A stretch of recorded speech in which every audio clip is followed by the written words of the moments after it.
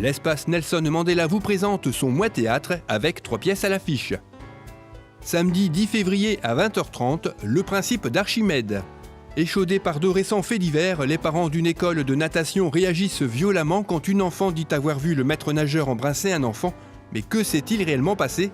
Cette pièce pose le problème d'un monde obsédé par le principe de précaution, le risque minimal et la surveillance.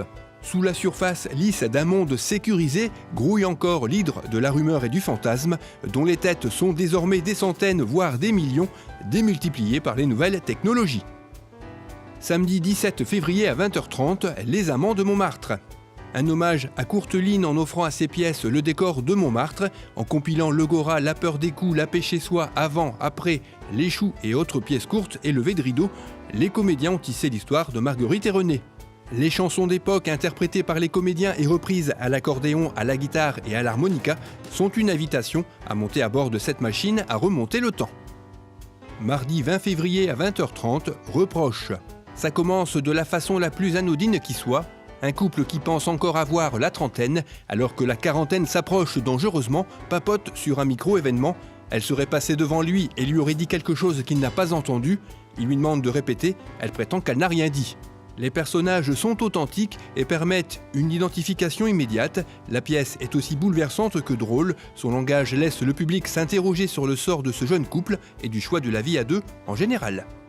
Infos et réservations à l'espace Mandela le mercredi uniquement, de 9h à 12h et de 13h30 à 17h30 ou par téléphone au 03 20 46 65 31. Vous pouvez également acheter vos places en ligne en vous rendant sur le site internet de l'espace Mandela. Retrouvez ce journal et d'autres informations sur lachapelle-tv.fr.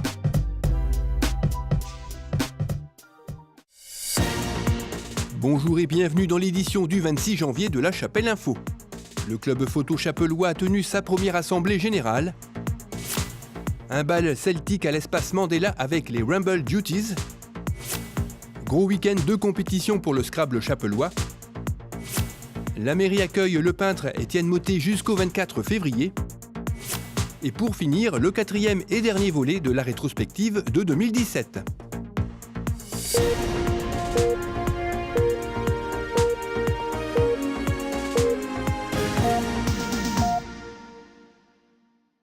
Créé il y a un an, le club photo a tenu samedi dernier sa toute première assemblée générale, avec un bilan plutôt positif. Ses deux créateurs, Fabien Deutrin et Bertrand Buns, espéraient rassembler à la fin de la première année 15 adhérents. Eh bien, ils sont aujourd'hui 27 à apprendre les techniques photo autour de divers ateliers, du réglage de son appareil au cadrage et à la composition, jusqu'au traitement de ses images sur ordinateur. Le club propose également différents accessoires en prêt pour ses adhérents comme des filtres et va investir cette année dans un studio photo. À l'issue de l'assemblée, le bureau a été réélu avec l'arrivée de 2 suppléants. L'espace Mandela a accueilli samedi dernier à l'occasion d'un bal celtique les Rumble Duties, un quatuor originaire de la région qui nous a fait voyager en Irlande et plus particulièrement dans les pubs de l'Est irlandais avec des chants de marins accompagnés d'instruments traditionnels, un concert entrecoupé d'initiation aux danses irlandaises avec la complicité de Margot Liénard, la violoniste du groupe. 1, 2, 3 et là on va tourner sur place. 2, 3. Donc on va faire 4 fois le pas. À l'origine de la création du groupe, une rencontre entre musiciens avec l'envie commune de partager cette culture. Ce groupe est né d'une rencontre d'amis il y a quelques années où on s'est retrouvés autour de ce style de musique avec dans l'idée de la jouer un petit peu comme ça se fait en Irlande, c'est-à-dire autour d'une table, dans un café, dans un pub. Et puis à un moment, l'idée nous est venue d'en faire un spectacle, tout simplement.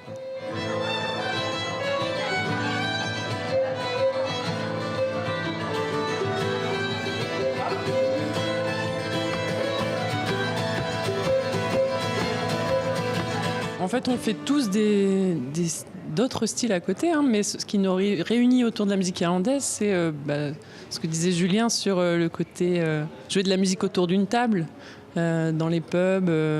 Et puis, voilà, c'est une musique qu'on a connue aussi. Voilà, on a été la chercher là-bas. On a tous voyagé en Irlande. On a tous pu s'imprégner du creek irlandais. Donc le Creek, c'est l'ambiance irlandaise, c'est un peu indéfinissable. Et donc voilà, on est tous tombés amoureux de cette musique et donc on est très contents de la jouer ensemble en France. On se fait plaisir et du coup on tourne quand on nous demande, on cherche aussi à jouer parce qu'on est très contents de le faire. Et la prochaine date, ça sera la Saint-Patrick, justement en mars. Le 17 mars, on joue 2 fois dans la journée à Léquin et à Neux-les-Mines. Voilà.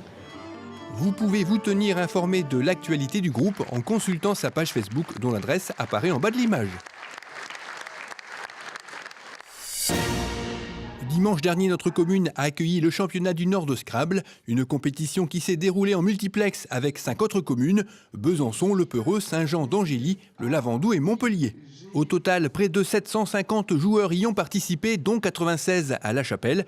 La veille, un festival en multiplex avec Montpellier, le Lavandou et La Chapelle avait déjà réuni plus de 200 joueurs, ce qui représente sur l'ensemble du week-end plus de 1000 joueurs. Au terme de la longue journée du dimanche, Fabien Leroy du club de Ronchin a terminé premier et donc remporté le titre de champion du Nord.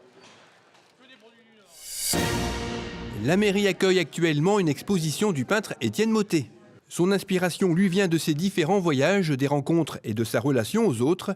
À la manière d'un journal intime, chacune de ses œuvres correspond à une histoire ou une période de sa vie. Il peint depuis plus de 20 ans, mais n'expose que depuis 1 an.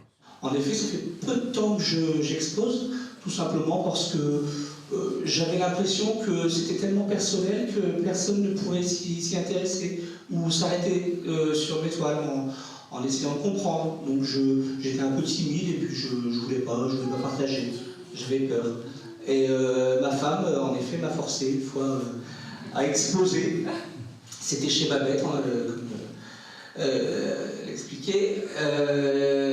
Et puis ça a été le départ d'une belle aventure. Donc aujourd'hui, ça fait 6 mois que je suis en train de vivre cette aventure et je rencontre des gens fabuleux, tels que les gens qui peuvent être présents ce soir.